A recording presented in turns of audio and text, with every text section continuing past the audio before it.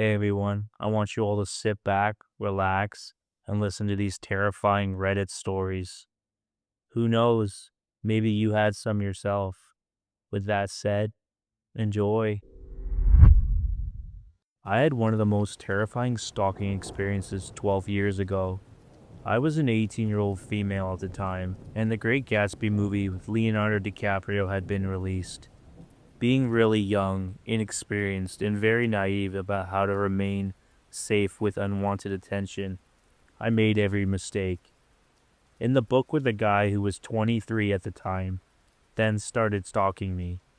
I had just graduated high school and took a job at a health food store in my downtown area. It was my first customer service job.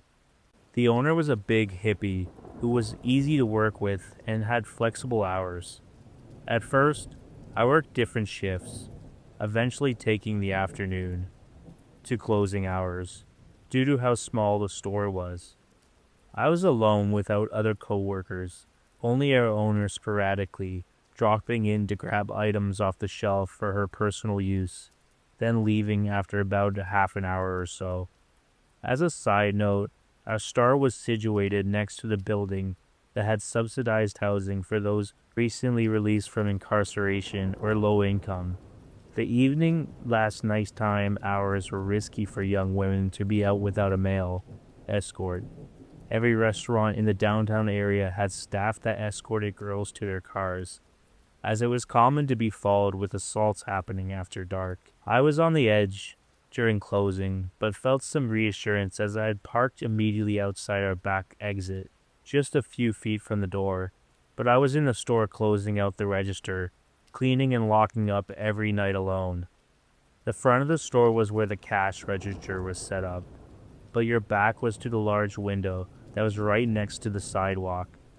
The register faced the inside of the store, and it wasn't uncommon for me to feel people watching me and catch creepy guys looking at me through the window right behind where I was standing. Again, young and inexperienced.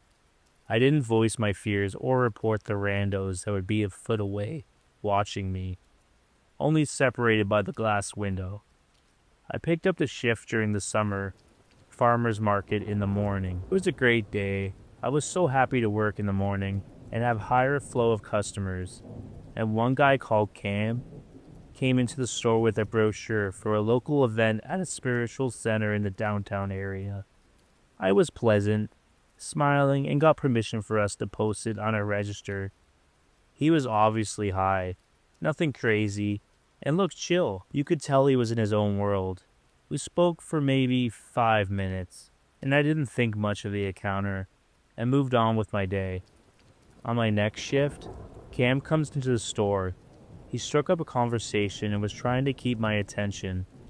Again, working in the afternoon when we had maybe 2 or 3 people come in before close.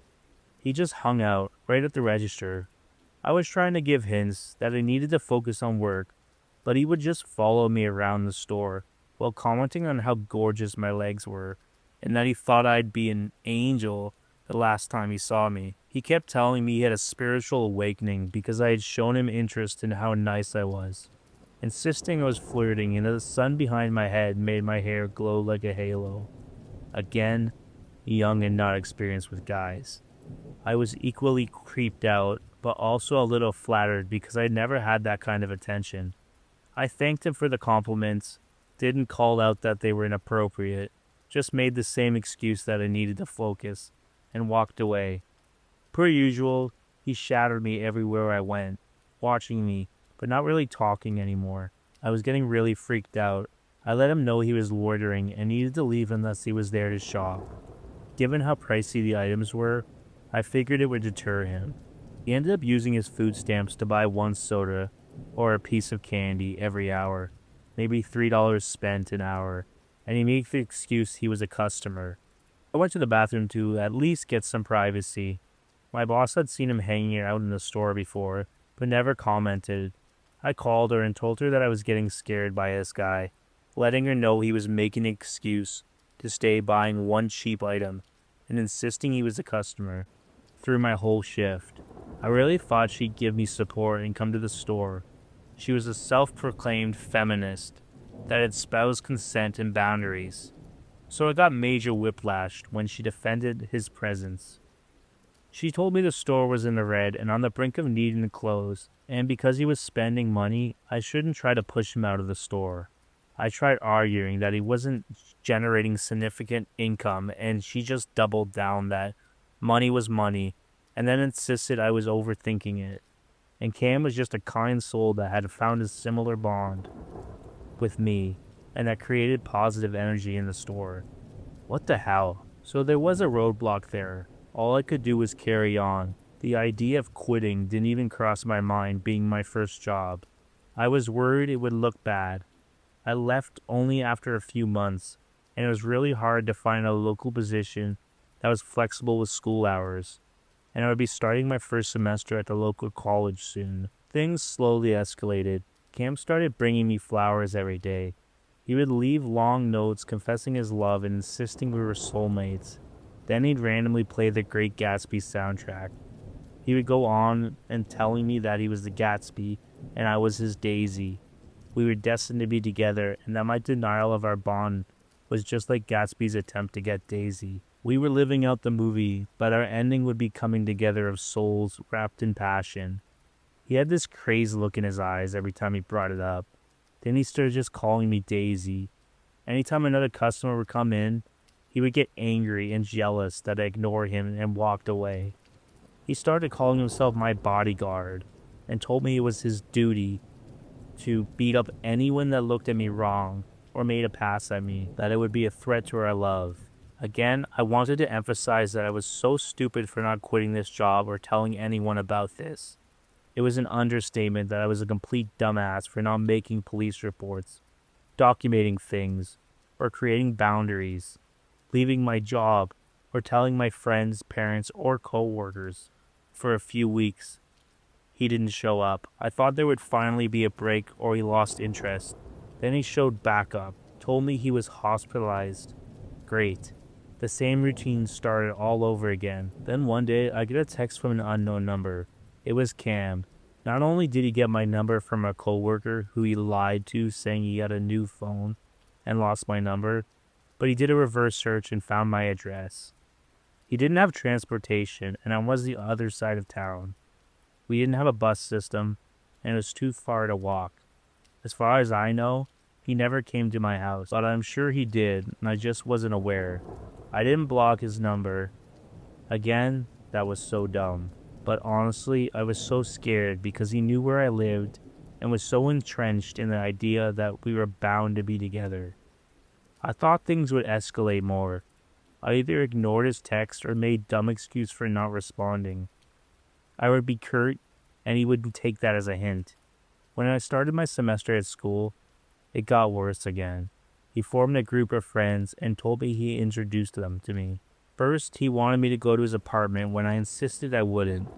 He brought them to the store. I stupidly thought they were nice people, but they sided with him, saying that he was a really nice guy and I should give him a chance. Told me he was just being melodramatic and liked playing out fantasies, but that he wasn't a bad guy. A few days later, Cam told me he was concerned for my safety with the darker evenings. He told me he'd have his friends posted outside the front and back of the store to make sure I was safe. And they did, and it was freaky as hell. Now growing up in a household of abuse, I didn't register the damage of the situation. I was accustomed to bad things happening to me, and was still stuck in compliant submissive response mode. This behavioral pattern didn't make me fight the setup. They started bringing more deliveries of gifts from me to Cam, and the 5 of them now loitered in the store with Cam during my shifts, each of them buying one thing each hour to remain customers. It was getting too scary. 6 guys in the store, me a lone young female, exit being blocked by them as they insisted they were my bodyguards who would watch the doors. My nightly habit became kicking them out, locking the store, and finishing my work in the dark so they couldn't see me inside, and stay in the building for 2 hours till they go. Worked for a week. Then one night I stepped out of the door and all of them were either leaning against the wall by the exit door or leaning on my car smoking and drinking. Cam came and tried to hug me with his buddies, whooping in the background. He reeked of weed and alcohol, and honestly, I thought they were going to grab me and force me into the apartment. I made my car alarm go off, and it scared them enough that I was able to jump and lock the doors and floor out of the parking lot. I didn't give notice. I just told the owner I was done and didn't tell anybody about what happened. Cam kept trying to text me, told me I was denying our destiny and wasn't going to give up on us. I stopped responding, then I blocked his number. Then he'd get new numbers and text again. His texts got more threatening as I ignored him. I started hearing cars drive by at odd hours of the night, and he would text me to let me know he was still my dedicated protector and make sure I was safe. It was obvious one of his buddies were giving him rides to snoop at my house. All of a sudden, it all stopped. Radio sounds, and I was so relieved. 6 months went by with nothing. Then there was a random phone call from another unknown number. I was in group chats with other students for projects and thought it was one of them calling me. But it was Cam. He told me he violated his parole and he was in jail in the last 6 months. He thought of me every day. I was his daisy and he was going to come for me. We would finally be together, and he proved to me that we'd have an undeniable love, that I would love his male member, and already was fantasizing about it while in jail. As you could imagine, I was just pale as a ghost and speechless. All I could do was to fake a story about going abroad for study in 2 weeks. He started screaming at me for running from our connection. He'd said he'd find me and come after me, and no matter where I went. I just hung up the phone, trashed it, and got a new phone with a new number, deleted my Facebook, and finally moved to a large city an hour away. I had to upend my entire life because of this worthless piece of trash. And I was so experienced and naive. I had made so many mistakes. I was just glad the worst case scenario never played out, and it was a steep learning curve that taught me how to protect myself in the future. That wasn't the last of my weird encounters. One guy at college who transferred to a larger university from our local college got a similar fixation on following me to a larger campus. He had a fetish for being stalked. He would find me in the school union and talk about how hot I would be, and I found him going through my trash in the middle of the night. Thankfully, it was a huge campus, and I got friends enlisted to watch out for him and let me know where to avoid. But Christ, there are so many creeps out there, and it really sucks being a woman. For context, my best friend and I are both from London, but her family on her dad's side is from Ireland, so she goes there every summer for the entire summer. Last summer I went to go and stay with her for 2 weeks at her grandfather's house. Her grandfather lives in proper rural Ireland. The town is at least a 40-minute drive away, and his house is the only building within the area. It backs onto a massive forest and faces onto a lake. It's really quite beautiful, but that's beside the point. My best friend's granddad, brother, aunt, and dad were going to the pub one evening. They invited us, which of course was a tempting offer, but we declined as we were excited at the prospect of having the house to ourselves. So we decided to have a chill evening and basically play house. Of course, if you've been to Ireland, you know that's a quick pint is anything but quick, and her family had been gone for some time at this point, which was at least a few hours. It was approaching 10 p.m. We were watching a movie in our living room when we heard a knock on the door. We reckoned maybe it was our family who'd forgotten their keys, so we went to answer. Her grandfather's front door led into the conservatory, which then led to the actual front door of the house. So we made it into the conservatory door, expecting our family, but instead, there was a man at the door, slightly confused. We kind of looked at him, waiting for him to say something, during which I had to take in his appearance. There's something off about him, to say the least. He looked insane, bizarrely alert, and yet slightly scary. I can't quite explain it adequately. He said his car had broken down, and he needed to use the phone to call someone to pick him up. I looked up, but I couldn't see a car at all, and said something to the effect of, "Where's your car?"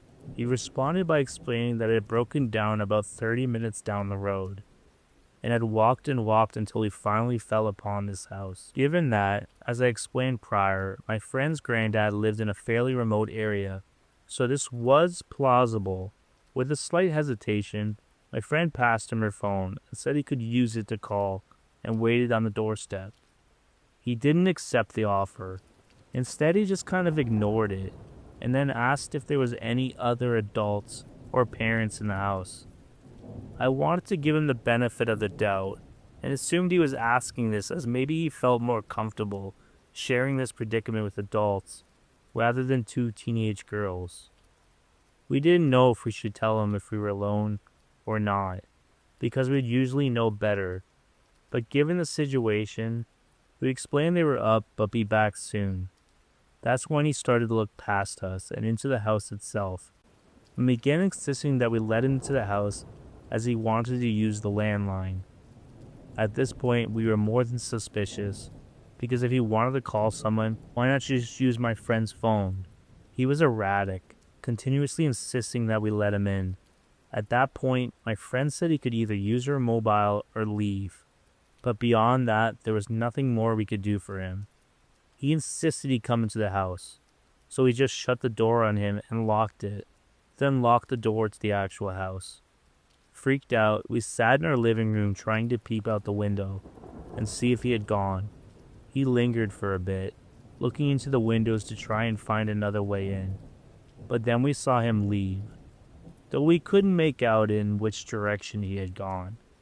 We were scared as hell. To add fuel to the fire, my friend explained that the nearby town was pretty small, and everyone in the area pretty much knew each other. She had never seen him in his life, which scared her the most as she was well acquainted with the entire town by now. We contemplated calling her dad, but since it's been about 30 minutes with no disruption, we just left it and continued on with our night. Later on, her dog was getting restless and her family was still out, so we let her into the back garden, and after about 5 minutes, we heard her barking, but it was too dark to see what she was barking at, so we put it down to more than likely being a goat, because that was usually the case. We called her in and went about her night. We realized her family probably wouldn't be back until the early hours, and instead of waiting for them, we decided to head for bed. I went into the kitchen, which is in the back of the house, to get some water, when I heard someone shaking the handle on the back door, trying to get in.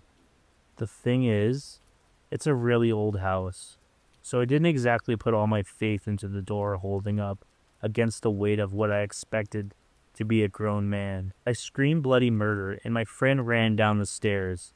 At this point, he was banging on the door like his life depended on it, and I swear to God, I felt my heart fall out of my butthole. My friend shouted back that she was going to call the police, which was a lie, if she'd taken her phone upstairs, but she thought she could deter him. Luckily, this seemed to scare him off. He stopped banging. We heard his footsteps repeat further and further away until we could no longer hear them. We were frozen in fear and couldn't even speak to each other. Then we heard the front door open and pretty much thought that was it for us. On instinct, my friend grabbed a knife and we hid in the pantry. You could only imagine our relief when we heard her dad calling out for us saying that we were back. We were absolutely dazed, and I'm sure they could tell. So we frantically asked them, "Did you see a car on your way here? A broken down one?" They responded that they didn't, and I swear to God, I defecated myself there and then. For the strange man who tried to break into my best friend's granddad's house at night, let's never meet again. Sometimes you never know who's waiting in the darkness when you're at home and you're the most vulnerable. With that said, if you enjoyed these stories, please leave a like, comment, or subscribe. Also, if you have a story like this and you want to share it, you can always send it through the link below on my description to my Reddit, and I'll be happy to. With that said, as always, stay depraved.